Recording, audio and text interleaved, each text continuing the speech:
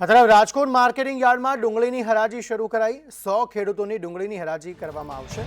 હરાજીમાં 400 રૂપિયા મણ સુધી ડુંગળીનો ભાવ। રાજકોટ જૂના માર્કેટિંગ યાર્ડમાં ડુંગળીની હરાજી સવારથી ડુંગળીની હરાજી શરૂ કરવામાં આવી છે। રાજકોટ માર્કેટિંગ યાર્ડમાં આજથી ડુંગળી જે છે તેમની હરાજી છે તે શરૂ કરવામાં આવી છે। 100 જેટલી ગાડીઓ જે છે તે આજે રજીસ્ટ્રેશન કર્યા બાદ આ ડુંગળી જે છે તેમની હરાજી થઈ હતી, પરંતુ જે પ્રકારે ખેડૂતોને પોષણક્ષમ ભાવ મળવા જોઈએ તેવા ભાવ જે છે તે મળી નથી રહ્યા, કારણ કે જે પ્રકારે સરકાર દ્વારા ડુંગળીની નિકાસ બંધ કરવામાં આવી છે તેમના કારણે આ પરિસ્થિતિ જે છે તે સર્જાય છે। ખેડૂતો છે તેમની પણ માંગ છે કે સરકાર દ્વારા ફરી એક વખત ડુંગળીની નિકાસ શરૂ કરવામાં આવે। ખેડૂતો આપણી સાથે છે, તેમની સાથે વાત કરીશું। શું કહેશો, ડુંગળીના અત્યારે પૂરતા ભાવ મળે છે કે નહીં? હરાજીમાં અત્યારે આવ્યા છો આપ?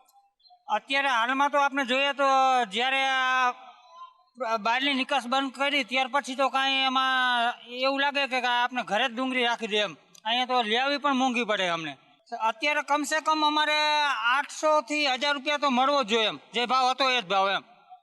સરકારે એમ કીધું કે તમે કાયદેસરનો પાક પકવો કે તો જ તમને ભાવ પૂરતો મળશે, તો અમે કાયદેસરનો પાક પાક્યો એમ। 50% ભાવમાં ઘટાડો થયો, જેથી કરીને અત્યારે ડુંગળીની અંદર ફૂલ ખેડૂતનો આક્રોશ જણાવે છે।